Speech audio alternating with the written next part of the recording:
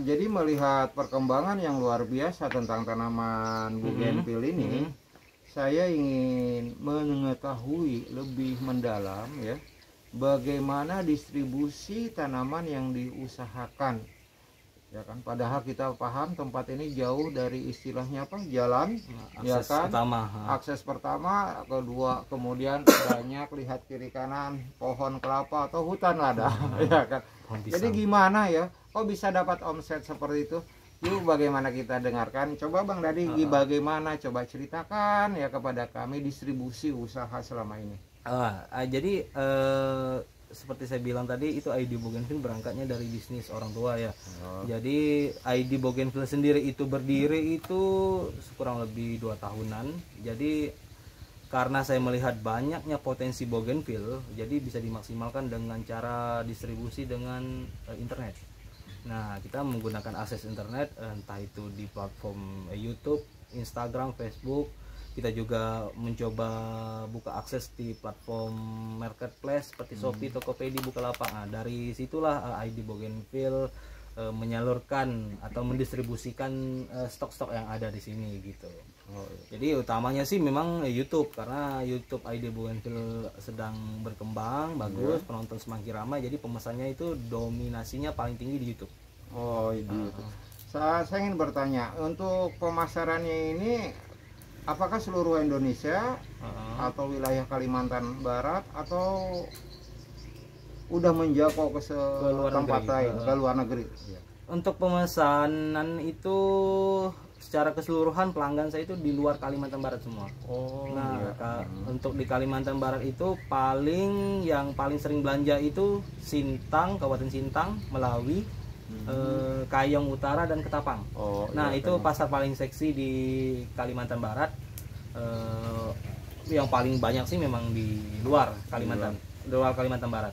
Kalimantan Timur itu ramai ya pembeli di sana. Kalimantan Timur, Kalimantan Utara, Bali, NTT, NTB itu paling ramai di sana. Luar biasa, sampai ke daerah timur ya. Termasuk Irian ya. Papua juga. Papua ya. Itu Papua itu lebih senang kalau penjualan ke sana. Karena kan kalau untuk kiloan ongkos kirim itu JNT, saya cek kemarin itu di Maroke, Kecamatan Maroke itu 140.000, Liam Parcel 160.000. Jadi mahal sekali untuk ukuran per kilo. 1 kilo paket kami itu bisa muat 5 sampai 7 batang Bougainville. Jadi kalau untuk ke Papua karena mahalnya ongkos kirim, jadi kita pakai alternatif port to port. Bandara ke bandara gitu. Jadi lebih hemat ongkos kirim, dan pasti kan beli lebih banyak, minimal 10 kilo. Luar biasa. Kita cuan, dia banyak dapat stok. Berarti ratusan batang dah. Sekitar paling dikit kalau kirim ke Papua itu sekitar 60 sampai 120 batang. 120 batang. Waduh, luar biasa menarik. Untuk ke luar negeri kemana aja selama ini di pasar? Yang pernah didistribusikan itu kemarin melalui CP Dagang, karena masalah kendala distribusi kan kita harus punya legalisasi. Legalisasi tentu kan. Karena saya ini tipe orang yang agak malas berurusan dengan administrasi. Jadi kemarin nitip sama teman di Jawa, jadi kita kirim ke Korea, Jepang, Spanyol pernah, sama di Rusia pernah. Waduh, luar biasa ya. Karena peraturan baru yang menjual untuk di Kalimantan Barat itu harus punya CP sendiri, jadi untuk sementara saya off dulu untuk distribusi ke luar negeri. Tapi permintaan masih tetap ada kalau untuk pengiriman keluar. Salah satu dari negara mana yang terakhir kemarin itu tanggal 12 ya? 12 bulan ini, bulan Oktober ini, itu permintaan dari Ukraina, itu 1000 batang. 1000 batang, luar biasa. Jadi kalau melihat dari keterangan Bang Dadi ya, yang seperti yang disarankan, sebaiknya memang Kabupaten Mempawah ini, pemerintah Kabupaten Mempawah ya, mungkin harus mempunyai ini suatu masalah yang memang kita gali dari lapangan dan langsung ketemu ya. Kita mendengar EKTP ya kan, EKK, macam-macam lah ya, learning macam-macam ya. Jadi artinya alangkah baiknya kalau pemerintah sekarang membuat semacam perizinan khusus untuk para pemula-pemula bisnis yang memang orientasinya ekspor dengan dengan berbagai kemudahan. Kalau perlu ini memang gratis gitu ya. Jadi ini memang tugas PR kita, khususnya istilahnya masyarakat, istilahnya instansi dinas pertanian, dinas perdagangan dan perindustrian. Karantina juga, karantina ya. Apa itu? Karantina Balai karantina itu dari pusat Jakarta ya. Gitu ya. Jadi ini minimal kita harus memikirkan bagaimana cara untuk memberikan pelayanan terbaik kepada masyarakat. Seperti keluhan Bang Dadi ini, mungkin kita harus memikirkan bagaimana solusi pemecahan agar usaha ekspor dia ini bisa jalan.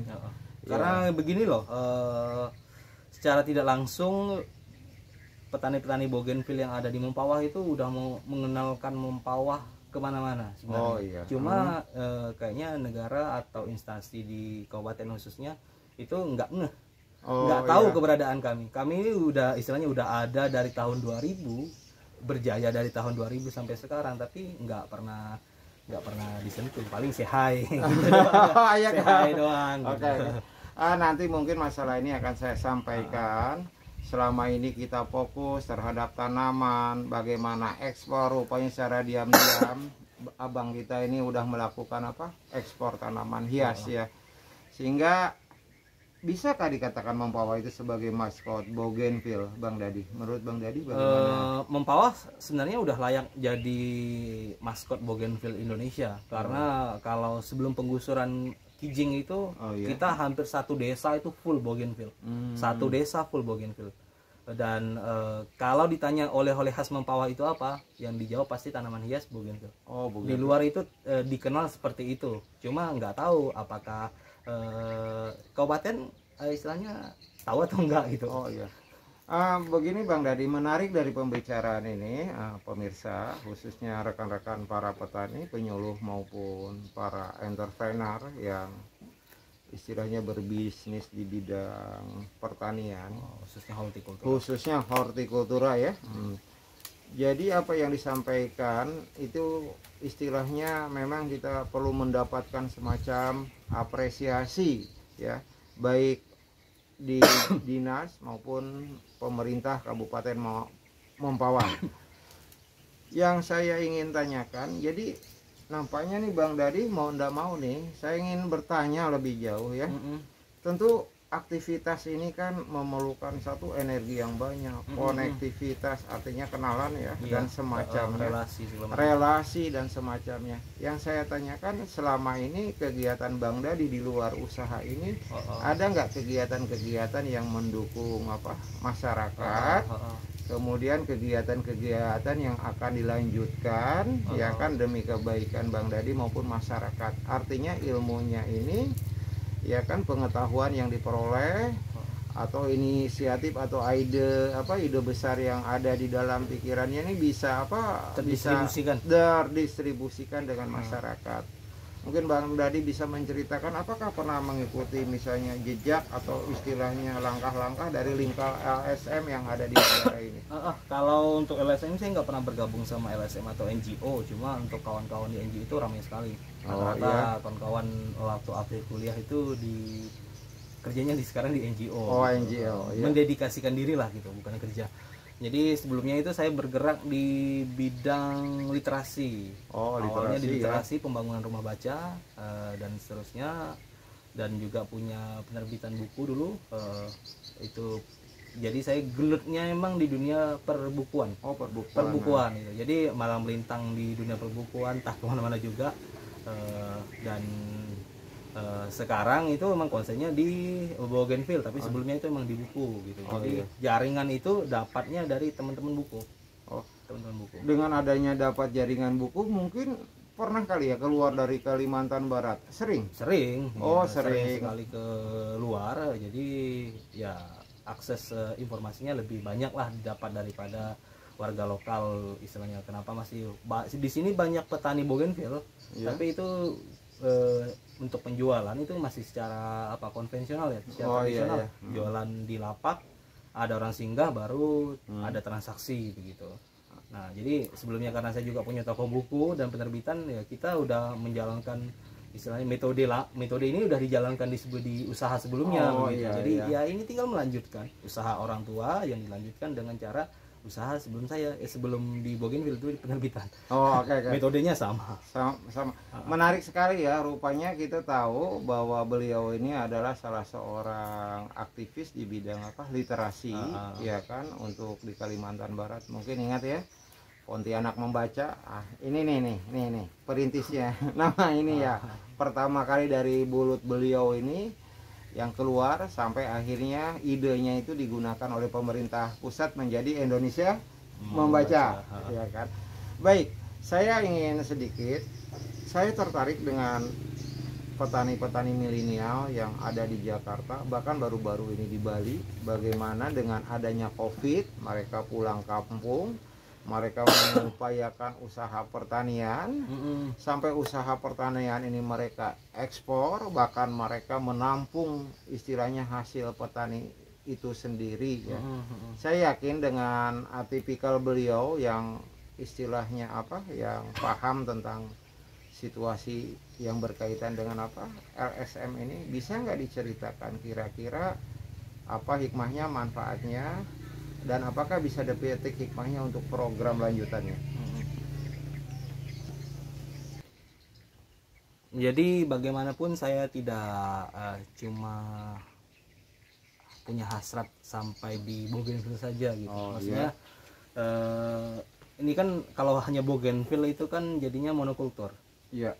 Jatuhnya monokultur. Jadi kalau teman-teman itu tahu Instagram pribadi saya BR Dadi itu, saya juga ngelola akun berkebun dan apa saja tumbuh. Nah jadi kalau akun berkebun itu akun suka-suka aja gitu. Biasanya saya memfermentasi buah-buahan dan seterusnya begitu. Kalau di akun apa saja tumbuh, kita itu juga budidaya tanaman yang lain selain Bougainville sebenarnya. Cuma itu dikelola oleh admin teman-teman yang ada di kampung ini gitu. Nah dan tawaran dari luar itu banyak sekali investor yang untuk join. Cuma sementara saya membatasi diri dulu karena bukan merasa tidak siap, tapi ini kayaknya belum bisa dieksekusi gitu. Jadi kita butuh benar-benar punya program yang matang sekali gitu untuk ketika menerima entah investasi dalam bentuk investasi atau dana hibah dan seterusnya begitu. Jadi rencana di bagian belakang itu udah saya garap lagi rencananya untuk buat ya tanaman-tanaman obat lah. Kita mencoba mengembalikan khasanah tanaman obat yang ada di lingkungan kita. Kan banyak nih tanaman obat kita. Cuma sekarang kita kan kalau sakit kepala lari ke toko. Beli obat-obatan toko gitu. Nah, ini kita coba terapkan permakultur di belakang dan ya kembali ke alam lah gitu. Walaupun saya tidak bisa mempengaruhi secara skala besar, setidaknya di lingkungan rumah tangga itu udah lumayan. Jadi ya pelan-pelan lah begitu. Ini ide untuk pengembangan tanaman rempah dan obat itu berasal dari siapa? Kemudian yang kedua, apakah seandainya ya, tentunya dengan harapan masyarakat sekitar mengikuti pemikiran ini. Begitu. Kemudian tentunya nanti yang menjadi permasalahan di sini adalah dari segi pemasaran, apa sudah diperhitungkan atau belum ya kira-kira. Makanya untuk menjadi warga desa, saya ini baru jadi warga desa. Baru 2 tahunan kurang lebih jadi warga desa. Di desa itu masyarakatnya butuh sosok dan butuh bukti. Nah, jadi makanya saya nggak bisa gegabah mengambil keputusan, jadi saya harus membuat contoh dulu, role model dulu. Dan ketika role model itu sudah jadi, otomatis masyarakat itu akan mengikuti begitu, memfollowing gitu. Jadi saya juga coba mengkompos yang kemarin ini seperti Om saksikan, saya memfermentasi sabut kelapa untuk dijadikan POC ya, pupuk organik cair. Pupuk organik cair. Dan saya juga mengkompos daun-daunan, terutama daun bougainville karena limbah bougainville itu banyak sekali. Jadi kita pisahin mana plastik, mana yang bibit daun-daun bougainville yang bisa dikompos, kita kompos gitu. Jadi selanjutnya mungkin kita akan mengedukasi bahwa limbah rumah tangga itu bisa dijadikan pupuk untuk ya sekitar untuk digunakan di kebun-kebun kita gitu. Nilai tambah lah. Nilai tambah lah gitu. Setidaknya ya iya. kita untuk mengatakan mencegah apa namanya Bau barangkali. istilahnya kan kalau sekarang kan banyak pakai pupuk atau obat kimia. Nah, betul. Membilangkan istilahnya melarang mereka untuk menggunakan itu kan lebih sulit. Tapi Ya. setidaknya kalau kita bilang ya limbah kita ini ya kalau kita tampung dalam ember, kita fermentasi ada gitu perlakuan kan, ya. dan kita nggak perlu beli loh gitu. Kita nggak perlu beli loh gitu. Iya. Nah, hanya disampai di situ biasanya masyarakat dan banyak sudah mulai mencoba mengikuti begitu. Barangkali ada selama aktif di organisasi ya kan, kedekatan dengan NGO ya kan, barangkali ada promosi atau bantuan tertentu ya kan, sehingga bisa diterapkan di desa ini. Banyak tawaran sebenarnya, itu yang saya bilang tadi, banyak sekali tawaran dan plan untuk membuat apa begitu. Cuma saya masih sangat membatasi diri, bukan berarti tidak menerima gagasan itu. Iya. Saya terima, saya tampung, saya pertimbangkan dulu apakah saya siap gitu. Takutnya karena di bisnis ini kepalanya cuma satu, ketika saya menampung banyak ide dan saya coba terapkan, dan istilahnya saya punya kekhawatiran untuk gagal gitu. Maksudnya gagal di satu aspek yang di sini juga takutnya keseret begitu. Karena tipe saya ini tipe orang yang istilahnya hanya bisa fokus pada satu begitu. Pada satu bidang. Satu bidang begitu. Nah, jadi saya sedang memperbaiki manajemen usaha bisnis. Jadi ya satu saat siapa tahu begitu kan, saya udah merasa siap, ya kita akan welcome sama siapapun gitu. Kemudian manfaat dari bisnis Bougainville ini terhadap masyarakat sekitar apa ya? Katakanlah mungkin punya ide gagasan sumbangsi untuk masyarakat sekitar ini, agar bagi-bagi kemakmuran barangkali ya. Bukan bagi-bagi kemakmuran. Nah, kalau itu paling sebisa mungkin paling penyerapan tenaga kerja. Penyerapan tenaga kerja. Dan ya gini Om, kita pakai media akar kelapa, pakai media sekam, jerami, sabut kelapa, dan itu orang anggap sampah. Dan sekarang masyarakat sudah lambat tahun makin tahu bahwa itu punya nilai jual. Nilai jual. Jadi dari situ udah memberikan pekerjaan dari juga situ sudah kepada masyarakat secara tidak langsung. Secara tidak langsung di sekitar ini ya. Sebagai jerami tambahan. itu di sini orang bakar loh. Mungkin di Jawa, saya melihat teman-teman di Jawa jerami itu dijadikan makanan ternak. Bisa. Di sini enggak. Jerami itu dibakar. Habis dibakar udah. Juga sabut kelapa itu kalau mau nyari 10 ton mungkin ada. Sekali panen gitu. Jadi, kemudian saya ingin bertanya nih Bang Dadi ya, mudah-mudahan Bang Dadi bisa memberikan masukan-masukan positif lah kepada kami, khususnya saya sebagai birokrat ya, terutama mungkin jenjang yang lebih tinggi dari saya. Kira-kira harapan-harapan apa, keinginan-keinginan apa, barangkali silahkan, atau saran apalah yang bisa diberikan khususnya kepada rekan-rekan di Dinas Pertanian atau di instansi lingkup Kabupaten Mempawah. Kalau untuk saran ke ya dinas terkait, dekatkan akses distribusi ke masyarakat, karena selama ini yang menjadi kendala itu distribusi. Kita distribusi itu semuanya pakai pihak swasta, pihak negeri sendiri seperti Pos Indonesia itu nggak mau menerima tanaman loh. Hanya sekadar untuk mendistribusikan tanaman melalui Pos Indonesia itu nggak mau mereka. Saya baru tahu tentang kan. Karena bagaimanapun tanaman itu butuh karantina. Sedangkan balai karantina paling dekat dengan Mempawah itu Pontianak, jaraknya kurang lebih 2 jam. Atau ke Entikong, jaraknya kurang lebih 6 jam. 5 jaman ke Entikong. Atau ke Sambas lebih lama, butuh waktu 8 jaman. Jadi otomatis ini mempengaruhi kualitas juga ya. Mempengaruhi kualitas. Nah, begitu. Kita ini hampir setiap minggu evaluasi bagaimana kinerja pengiriman swasta yang kita distribusikan gitu kan. Kita kan pakai 2 pengirim swasta. Istilahnya kita coba metode ini kadang-kadang di minggu pertama mungkin berhasil, bulan ini berhasil, minggu depan biasanya regulasi mereka berubah lagi, cara mereka mendistribusikan barang berubah lagi. Jadi kita harus fleksibel dan itu butuh siasat lebih. Ini itu butuh siasat lebih. Kemudian pernah mencoba untuk mengusahakan perusahaan itu sendiri izinnya? Pernah. Dalam waktu dekat mungkin saya akan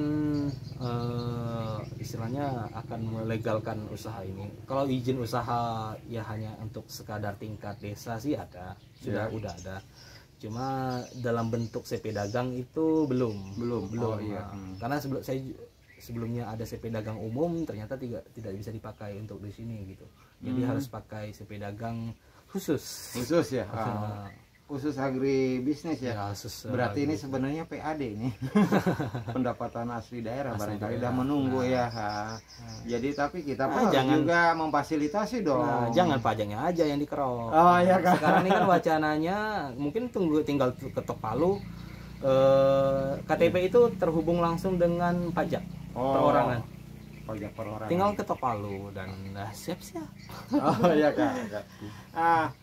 Rekan-rekan penyuluh, para petani sekalian, kemudian para entrepreneur yang berbisnis di bidang hortikultura tanaman hias, adik-adik mahasiswa yang tertarik berusaha di bidang hortikultura, serta teman-teman pemerhati masalah pertanian secara luas.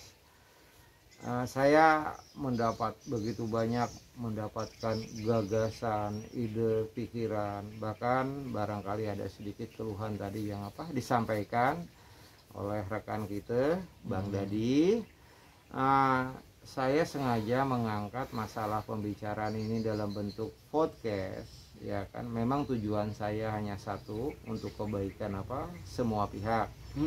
Karena petani Bougainville bukan hanya Bang Dadi aja, banyak abang-abang lain ya, seperti Bang Amin, pemasok tanaman Bougainville untuk kota Pontianak, di mana di Pontianak didistribusikan ya. Yang jual-jual di MT Haryono barangkali ya. Banyak sekali. Bang Rifin berbisnis itu juga Bougainville, tapi berbisnis juga di bidang pupuk ya, pupuk organik ya kan. Bahkan beberapa teman lain pun mempunyai ide-ide besar ya, bagaimana menjadikan Kabupaten Mempawah ini sebagai maskot kotanya Bougainville, ya kan. Karena jelas dari perputaran uang itu memang udah sangat luar biasa ya. Penghasilannya udah pasti melebihi UMR. Jauh dari UMR. Iya, bahkan jujur aja penghasilan beliau mungkin lebih tinggi dari saya. Ya kan? Jujur ya kan. Ini memang menarik dan kita perlu ya menelisik, meneliti, menelaah lagi. Jadi Bang Dadi, saya ucapkan terima kasih atas bantuannya ya. Oke. Selamat Merdeka dan salam Bougainville. Sampai ketemu di episode selanjutnya. Oke, terima kasih.